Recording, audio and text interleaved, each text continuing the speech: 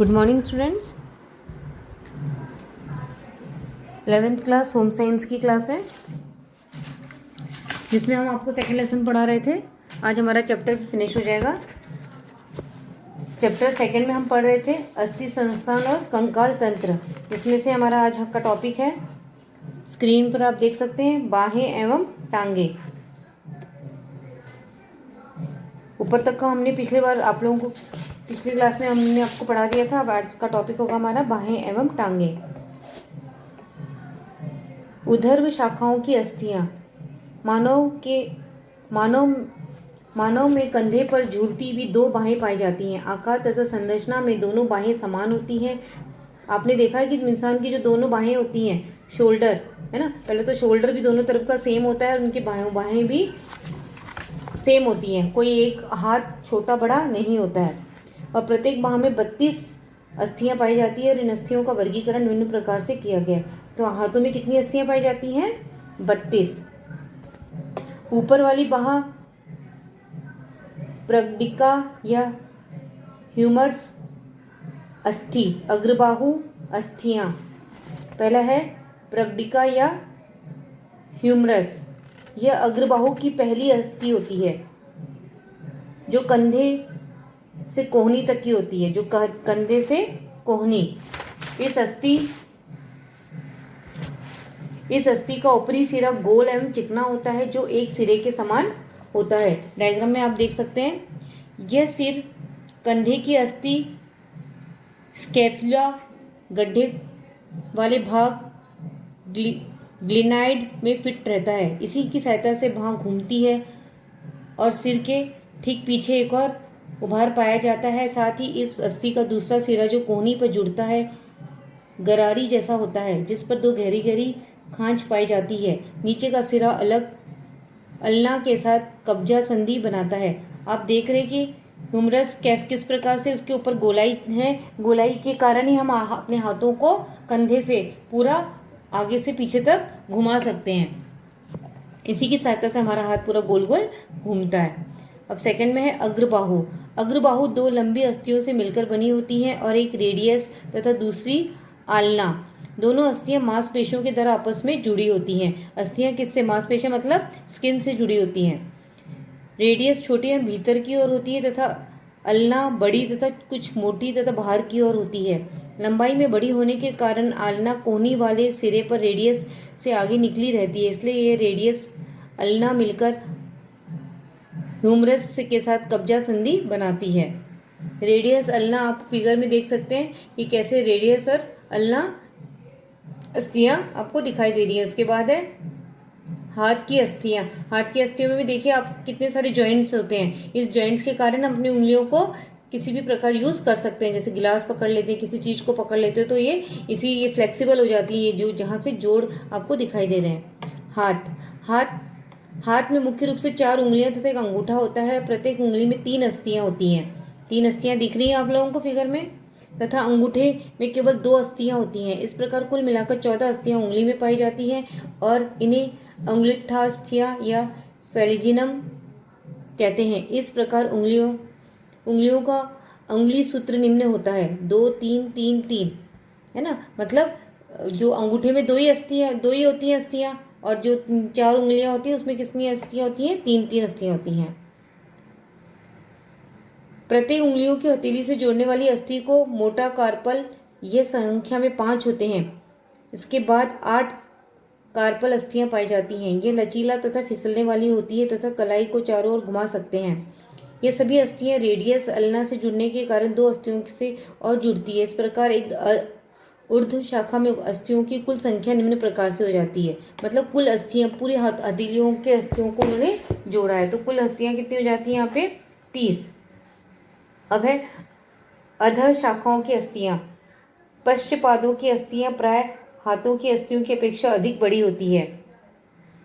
मानव में प्राय 2 टांगे पाई जाती हैं और प्रत्येक टांग में 31 अस्थियां पाई जाती हैं और ये अस्थियां मुख्यतः 3 भागों में पाई जाती हैं। प्रत्येक टांग में 31 अस्थियां पाई जाती है। हमने अभी बाहों का पढ़ा था तो उसमें कितनी अस्थियां पाई जाती हैं? 32। प्रत्येक बाह में यहाँ 32 अस्थियां होती हैं टांगों में, और प्रत्येक टांग में कितनी अस्थियां होती हैं? 31 अस्थियां पाई जाती हैं। और मुख्यतः 3 भागों में बांटा गया है, जांग, टांग और पैर। जंघा अस्थि या फीमर शरीर के सबसे लंबी, मोटी और दृढ़ अस्थि है। ये कूल्हे की अस्थि से लेकर घुटने तक की होती है। कूल्हे से घुटने तक की अस्थि होती है। इसका ऊपरी सिरा एक बड़े गोल उभार के रूप में होता है और ये फीमर का सिर कहलाता है, जो कि पेल्विस अर्थात कूल्हे की संधि में फिट रहता है। इसे बाह की अपेक्षा कम घुमाया जा सकता है। इसके निचले भाग पर एक गहरी खांच होती है, जिस पर एक छोटी तथा चपटी सी पेंडला नामक अस्थि टांग के मुड़ने और खुलने के खांच में ऊपर नीचे फिसलती रहती है और घुटने को मोड़ने में सरलता होती है। इसी अस्थि को घुटने की अस्थि भी कहते हैं। घुटने में भी अस्थि ऐसी घुमावदार अस्थि होती है, जिसके कारण आप घुटने को आसानी से मोड़ सकते हैं। टांगों की अस्थियां। अब घुटने से नीचे की टांगे। घुटनों से नीचे तलवे 1-2 अस्थियां होती हैं, जिनमें एक डिबिया तथा दूसरी फिबुल। इन दोनों में से डिबिया अंतजांघिया बड़ी मोटी तथा भीतर की ओर होती है तथा फिबुला बहिर्जांघिया छोटी पतली तथा बाहर की ओर होती है। यह डिबिया की अपेक्षा कमजोर होती है। पैर में टखने, तलवे एवं उंगलियों के कंकाल होते हैं। टखने में 3 पंक्तियों में स्थित ट्रासल अस्थि होती है। टखने की अस्थि ही आगे बढ़कर एड़ी बनाती है। यह असमान आकार की होती है। इस प्रकार कुल 7 टार्सल अस्थियां पाई जाती हैं। आप देख सकते हैं फिगर में कि पैर की अस्थियां भी कैसी होती हैं, उसमें कितनी सारी अस्थियां लगी हुई हैं। तभी हम पैरों को बहुत फ्लेक्सिबली मोड़ सकते हैं और चल सकते हैं। तलवे में अंगूठे सहित 5 लंबी प्रपादस्थियां होती हैं और उंगलियों में 3-3 अंगुलस्थियां तथा अंगूठे में केवल 2 अस्थियां होती हैं। ये शिखर अंगुलस्थियों पर नाखून पाए जाते हैं। ये ऊपर की और टखने की अस्थियों से तथा नीचे की उंगलियों को अस्थियों से जुड़ी रहती है। मेटाटार्सल अस्थियां प्राय साथ ही मेटाटार्सल अस्थियों से बड़ी होती हैं तथा उंगलियां छोटी होती हैं और हाथ की उंगलियों की अपेक्षा पैर की उंगलियां कम सक्रिय होती हैं, क्योंकि हाथ की उंगलियों से तो हम बहुत सारे काम कर सकते हैं और हर बार हमें कोई चीज़ पकड़ना, पेन है, पेंसिल है, तो उंगलियों की सहायता से किया जाता है। लेकिन पैरों की जो उंगलियां होती हैं उसके कम यूज होता है अकॉर्डिंग टू हाथ के उससे। अब है कंकाल की संधियां, जॉइंट्स। मनुष्य के शरीर में 2 या 2 से अधिक अस्थियां या उपास्थियों के मिलने के स्थान को ही हम अस्थि संधि कहते हैं, अर्थात जॉइंट्स है ना। जब 2 अस्थियां मिलती है जिस जगह में, उसे हम क्या कहेंगे? अस्थि संधि। यदि हमारा पूरा अंत कंकाल एक ही अस्थि का बना हुआ होता तो ना हमारे हाथ पैर हिल पाते, न ही इधर उधर झुक पाते। अब आप सोचो, अगर हमारा जो पूरा शरीर है वो एक ही अस्थि का बना होता तो एकदम सीधा लकड़ी के जैसे, है ना, तो ना हम बैठ पाते, ना खड़े हो पाते और ना ही कोई कार्य कर पाते। तो आपने कंकाल तो देखा होगा, कंकालों में कितने सारे जॉइंट्स होते हैं। इसलिए हमारे कंकाल में इतनी सारी अलग अलग अस्थियां का ढांचा होता है, जिसमें अस्थि एक दूसरे से दृढ़तापूर्वक इस प्रकार जुड़ी रहती है जिससे कि अस्थियां आवश्यक गतियों कर सके। अस्थियों में इन्हीं जोड़ों को ही संधि स्थान भी कहते हैं और हमारे कंकाल में मुख्यतः 2 प्रकार की संधियां पाई जाती है, चल तथा अचल संधि, है ना। जो जितने भी संधि स्थान जहां हमारी हड्डियां जुड़ रही हैं आपस में, उसे हम कहते हैं संधि स्थान। और ये भी 2 प्रकार की होती है, एक होती है चल और दूसरी होती है अचल संधि। चल संधि। कंकाल में अनेक चल संधियां पाई जाती हैं और चल संधि बनने के लिए अस्थि का सिर दूसरी अस्थि में फिट होता है और दोनों अस्थियों के सिरों पर उपास्थि की टोपी सी लगी रहती है। साथ ही दोनों अस्थियां दृढ़ स्नायुओं द्वारा जुड़ी रहती हैं तथा दोनों अस्थियों के बीच एक चिपचिपा द्रव भरा रहता है और इन सारी अवस्था के कारण ही अस्थियां बिना रगड़ के हिल डुल सकती हैं तथा स्नायु के लचीलेपन के कारण ही अस्थियां भिन्न गतियों के साथ स्वयं ही वापस अपनी सामान्य स्थिति में आ जाती है। मतलब जहाँ 2 अस्थियां मिलती हैं उसके बीच में एक चिपचिपा सा पदार्थ होता है कि जिसके कारण हम अपने अस्थियों को आराम से मोड़ और घुमा भी सकते हैं। परंतु आवश्यकता से अधिक गति हो जाने पर स्नायु बहुत खिंच जाती है, जिसे मोच भी कहते हैं, और कभी कभी स्नायु अत्यधिक खिंचकर टूट जाती है, जिससे संधि पर जुड़ी अस्थियां खिसक जाती हैं, जिसे संधि भंग भी कहते हैं। और ये चल संधियां निम्न प्रकार की होती है। कभी कभी बहुत ज़्यादा अगर हम कार्य करते हैं और तो उसमें अस्थि के खसकने का भय बना रहता है। अब इसे 3 भागों में बांटा गया है, कंदुक खल्लिका संधि, कब्जा संधि और धुराग या खुटीदार संधि। ऐसी संधि में अस्थि का गेंद जैसा गोल उभरा सिरा दूसरी अस्थि के गड्ढे या खल्लिका में फिट होता है। इसे गेंद गंडा जोड़ भी कहते हैं। उभरे सिरे वाली अस्थि चारों ओर घूम सकती है ना। उभरे सिरे वाली अस्थि क्या होती है, वो चारों तरफ घूम सकती है। और कंधे में ह्यूमरस अस्थि के साथ तथा कूल्हे में फीमर अस्थि के साथ इसी प्रकार की संधि बनती है। कब्जा संधि, ऐसी संधि में एक अस्थि के सिरे का उभार दूसरी के गड्ढे में ऐसे फिट होता है कि उभरे सिरे वाले अस्थि किवाड़ की भांति केवल एक ही दिशा में पूरी मुड़ सकती है। कोहनी, घुटने तथा उंगलियों के पैरों में ऐसी ही संधियां पाई जाती है। जैसे कब्जा संधि होती है, जैसे हैंगर टाइप होते हैं ना, उस टाइप की संधि होती है। धुराग या खूंटीदार संधि, इसे कीलदार संधि भी कहते हैं। ऐसी संधि में एक अस्थि धुरी की भांति स्थिर रहती है तथा दूसरी अपने गड्ढे द्वारा उसके ऊपर फिट होकर इधर उधर गोलाई में घूमती रहती है।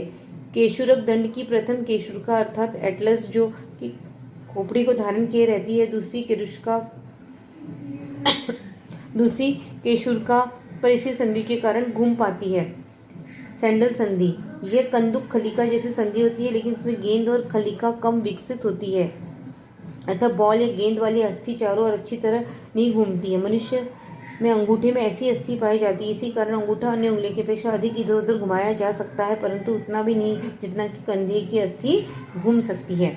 विसर्पी संधि, फिसलने वाली संधियां, ऐसी संधि में संधि स्थान पर अस्थियां एक दूसरे पर फिसल सकती हैं। इसके लिए अस्थियों पर उपास्थि पाई जाती है। इस उपास्थि की गद्दी के सहारे ही अस्थि फिसलती है। केशुरक दंड की केशुरकाओं के बीच, कलाई की अस्थियों के बीच इसी प्रकार की संधि हमें पाई जाती है ताकि आसानी से उसे मोड़ा जा सके। अचल संधियां, अचल संधियों में किसी प्रकार की कोई गति नहीं पाई जाती। ऐसी संधि स्थिर होती है ना। दो तरह बताई थी, एक चल और अचल, है ना।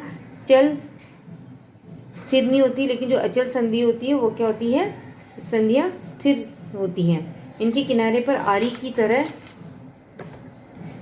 की तरह दांते रहते हैं और मुख्यतः खोपड़ी की विभिन्न अस्थियों के बीच ऐसी संधियां होती है। इन्हें सीवने भी कहते हैं। इसी कारण खोपड़ी की अस्थियां भी हिलडुल नहीं सकती हैं। कंकाल की उपयोगिता, मतलब क्या कंकाल की क्या उपयोगिता है, क्यों कंकाल होने से क्या हमारे शरीर को फायदा हो रहा है। कंकाल एक तो शरीर को क्या देता है, सुंदर आकार देता है। कंकाल शरीर का ढांचा बनकर उसे विशेष आकृति प्रदान करता है। शरीर को सीधा रखता है तथा बड़ा होने पर भी शरीर सदा रहता है। सभी आंतरिक अंगों की भारी दबाव, धक्कों, रगड़, झटकों, चोटों आदि से बचाता है और मस्तिष्क, मेरुरज्जा तथा विशिष्ट संवेदों अंगों के चारों ओर खोल बनाकर यह उनकी विशेष सुरक्षा करता है। शरीर की अधिकांश पेशियां अस्थियों पर लगी रहती हैं और यह अस्थियों को उनकी संधियों पर हिलाती डुलाती है। फिर अस्थियों को हिलने डुलने के अनुसार ही शरीर के भागों में गतियां होती है। पैरों को साध कर गमन में सहायता प्रदान करती है और श्रवण अंगों में स्थित छोटी अस्थियां सुनने तथा संतुलन में सहायता करती हैं। प्राय लंबी अस्थियां खोखली होती हैं। इसकी गुहाओं में भरा कोमल ऊतक अस्थि मज्जा भी रक्त का उत्पादन करता है। खोखली अस्थियां जो हड्डियां लंबी लंबी होती हैं वो अंदर से कैसी होती है, गुहा टाइप होती है। उनकी गुहाओं में भरा कोमल ऊतक अस्थि मज्जा रक्त का उत्पादन करता है। अस्थि भंग तथा उपचार, कभी कभी अनायास से गिर जाने से दुर्घटनाग्रस्त होने पर अस्थि टूट जाती है, जिससे उस स्थान पर सूजन आ जाती है, पीड़ा होती है, अंग काम नहीं करता, आकार बिगड़ जाता है और कभी कभी त्वचा भी फट जाती है, जिससे रक्त भी बहने लगता है। अक्सर देखा है दुर्घटनाग्रस्त में क्या हो जाता है, जब अस्थि टूट जाती है तो क्या हो जाता है, उस जगह में सूजन आ जाती है, स्वेलिंग हो जाती है और वो हड्डी जहाँ से टूटती है वहाँ उसका आकार भी बदल जाता है। ऐसे अवस्था में अंग का सही करके ऊपर नीचे कड़ी वस्तु लगा देनी चाहिए और पीड़ित को तुरंत डॉक्टर के पास ले जाना चाहिए। डॉक्टर अस्थियों को सही स्थान पर बैठाकर प्लास्टर बांध देते हैं। कुछ समय बाद अस्थि के जुड़ने के बाद प्लास्टर को खोल दिया जाता है। प्लास्टर इसलिए लगाते हैं ताकि वह उस जगह पर वो हड्डी बैठ जाए, जुड़ जाए, और कुछ समय के बाद निकाल देते हैं प्लास्टर कि वो उस समय तक वो अस्थि उससे जुड़ जाती है। ये लेसन आपका आज कंप्लीट हो गया। ठीक है, इसमें आप लोगों को ऑप्शन वाले क्वेश्चन तो इसी बुक में ही आपको करने हैं और आपको होमवर्क में कॉपी में केवल आपके जो लॉन्ग क्वेश्चंस हैं, ये जो स्क्रीन पर आपको दिखाई दे रहे विस्तृत प्रश्न, ये आपको अपनी कॉपी में करने हैं। क्लियर है? अगर इसमें कोई डबल है तो वो डबल जिसका आंसर सेम है आंसर, तो उसमें से एक ही क्वेश्चन करेंगे। और मैंने आप लोगों को लॉन्ग शॉर्ट भी नहीं दिया है और लघु उत्तरीय भी नहीं दिया है ना, वेरी शॉर्ट भी नहीं दिया, शॉर्ट भी नहीं दिया है। तो आपको केवल दीर्घ करना है, लॉन्ग क्वेश्चन के आंसर अपनी कॉपी में आप लोग करेंगे। क्लियर हो गया?